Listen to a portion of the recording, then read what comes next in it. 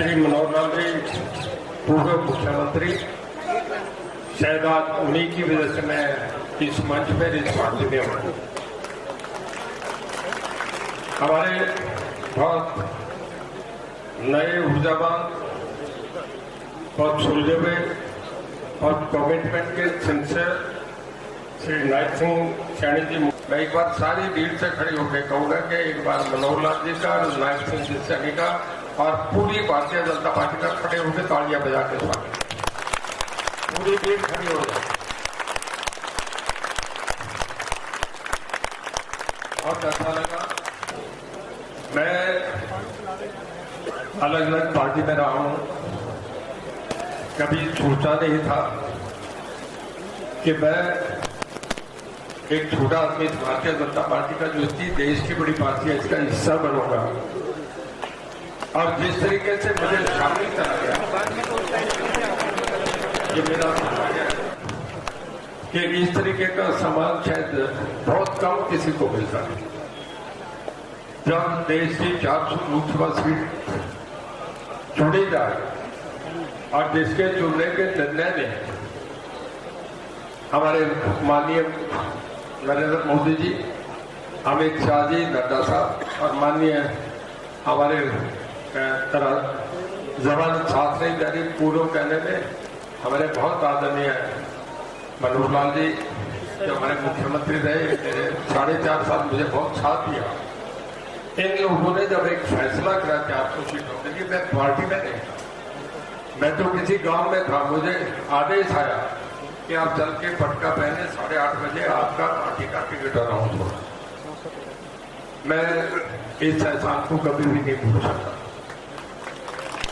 किसी को हजम हो या नहीं हो, कहना चाहिए। समझने में देर लगती है, पर समझेंगे सभी। देश में एक मूवमेंट होता है, कभी महात्मा गांधी का था, पूरा देश इकट्ठा था, कभी जेपी मूवमेंट आया, आज नरेंद्र मोदी जी का एक मूवमेंट है जो दुनिया में सब जगह जिसका डंका बज रहा है। बात करता, देश में कभी भी इतनी लंबी किसी को भी मैंडेट नहीं मिला। अमेरिका में भी प्रेसिडेंट 2 बार बनता है, तीसरी बार नहीं 8 साल रहता है। इंग्लैंड में भी कभी कोई प्रधानमंत्री 15 साल नहीं रहा। और ये इस देश का सौभाग्य है कि 1984 के बाद 2014 तक 30 साल के अंदर गठबंधन की सरकारें बनी, चाहे एनडीए बनी, चाहे यूपीए बनी। पहली बार एक ऐसे शख्स को, एक ऐसे लोक पुरुष को लोगों ने अकेली पार्टी को मेजोरिटी 2014 में 23 साल के बाद एक पार्टी को देश के लोगों ने चुन के आगे कर 2019 में दूसरी बार चुका और पहले से सीट बढ़ा के दी। और अब तीसरी बार ये हिंदुस्तान कुछ ही कर दे, इसका कहना नहीं सकता। भारत कुछ भी कर सकता है। मुझे याद है, शायद नायक सिंह जी को तो याद नहीं हो, हमारा जमाना पहले का था। 1977 में जब जनता पार्टी का गठन हुआ था और एमरजेंसी के खिलाफ, एक्सेसिस के खिलाफ लोगों ने बड़ा जबरदस्त वोटिंग करा था। पूरे देश में एक तरफा वोट हुआ था। तो इंग्लैंड के गार्डियन अखबार ने लिखा था कि we salute Indian people who are hungry, who are without clothes, but they are so much sincere, so much committed to the democracy. मैं हिंदी में बता रहा हूँ कि गार्डियन अखबार दुनिया का सबसे बड़ा अखबार है। उसने लिखा कि हम हिंदुस्तान के लोगों को सलाम करते हैं, जिनके पेट में रोटी नहीं है, जिनके कपड़ा वतन पे ओढ़ने को नहीं है, पर उसके वतन पर, और वो आदमी भूखे और बिना कपड़े के भी राजनीति में, डेमोक्रेसी के लिए इतने होशियार है, इतने तेज है, उन्हें हम सलाम करते हैं। मोदी साहब ने एक बहुत बड़ा काम करा। हम छोटे लोग छोटी बातें करते हैं। मुझे याद है कि G20 सम्मेलन था, उस वक्त हमारे मोदी साहब ने कहा, वो नहीं बोलेंगे जो हमें पुतिन कहे, हम वो नहीं बोलेंगे जो हमें अमेरिका कहे, हम वो बोलेंगे जो हमें भारत कहेगा। ये बहुत गुर्दे की, बहुत हौसले की बात है। तो जब ऐसा से हमारा, तो फिर कहीं कभी नहीं जाने देंगे। मैं पार्टी का, क्योंकि आप दोनों ने बोलना, बहुत लंबा नहीं बोलूंगा मैं, तो पूरे 2 महीने आपके बीच में रहूंगा, हर जगह पहुंचने की कोशिश करूंगा। मेरा आपसे लगाव रहा है वो थोड़ा बता दो। 2008 के बाद पिछले 16 साल में हर महीने की 5 तारीख को मैं हिसाब ऐसा उठाता हूँ। आप जानते हैं कि 1,000 आदमी वहां रहता था, मैं सबको एक काम करके जाता था। ये मेरी आपसे कमिटमेंट है और इसी कारण में आप इतनी भीड़ में उमड़ के आए हो। मैं विश्वास भरोसा दिलाता हूं कि आप तो मैं एक छोटा कार्य करता हूं।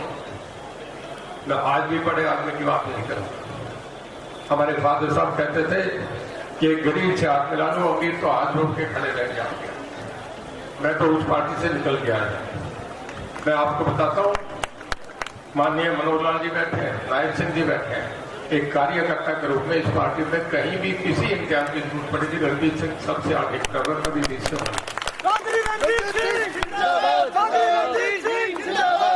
मैं फिर धन्यवाद करता हूं माननीय मनोहर लाल जी का। मैं अगर 3 बार भी कहूंगा तो पूरा नहीं माने। मुझे जब चुनाव हुआ था, मैं 1 मिनट अपनी बात कहकर खत्म करता, रिजल्ट नहीं आए थे, मुझे फोन आया, सबके फोन आ रहे थे। बीजेपी के 40 MLA थे, कांग्रेस के 31 थे, जेजेपी के 10 थे, हम 7 थे। मुझे फोन आया कि काउंटिंग नहीं हुई है, जो रणजीत सिंह आप चुनाव जीत रहे हैं, आपको बहुत बधाई।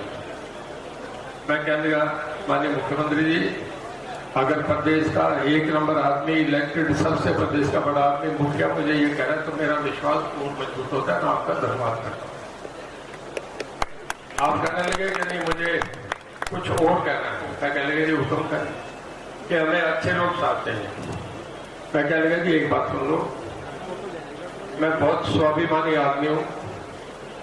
अगर कांग्रेस की 52 सीट आ गई, रिजल्ट तो कल आने और आपकी 37 हुई तो रणजीत सिंह को 37+1 लिख लेना। मैं 52 पे नहीं जाऊंगा। जिस पार्टी की मैं जिस खिड़की को छोड़ के आया, जहां मुझे टिकट नहीं मिले, मैं इतना खुददार आदमी हूं कि उस टिकट पे दोबारा ले जाऊंगा, मैं आपके साथ खड़ा।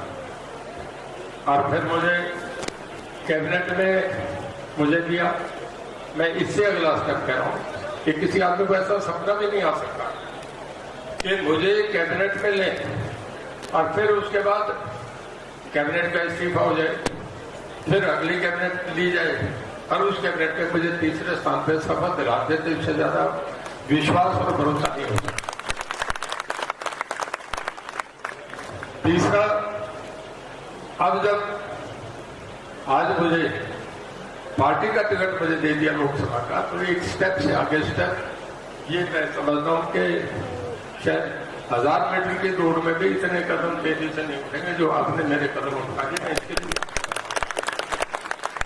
कि राज यही चलेगा, अगले 10 साल भी यही चलेगा। आगे भगवान जाने 20 साल को क्या होगा, 15 साल होंगे, 10 साल फिर यही राज चलेगा। हरियाणा में ये रहेगा, दिल्ली में भी ये राज रहेगा। अब तो माफ करना, बलूचिस्तान में भी नारे लगते हैं, पाकिस्तान ऑक्युपाइड कश्मीर में नारे लगते हैं कि एक मोदी यहाँ चाहिए, ये हालात होते हैं। तो भाई ऐसे बहादुर सेनापति के साथ हम साथ में भी बढ़िया था। तो मैं लंबा समय नहीं लेके मंच का, पूरी भारतीय जनता पार्टी का, जिन्होंने भी इसमें किरदार बन के मेरे लिए रोल निभाया, मुझे इस काबिल समझा, इस जगह में लाने के लिए समझा, देश की पार्लियामेंट में ले जाने का समझा, मैं उन सबका भरोसा विश्वास देता हूं कि कभी भी किसी काम में भी पार्टी कहीं भी इस्तेमाल करेगी, रणजीत सिंह और रणजीत सिंह के औलाद सदा भारतीय जनता पार्टी करेगी। ये कहकर मैं आपका सबका बहुत स्वागत करता हूँ। आप सबका बहुत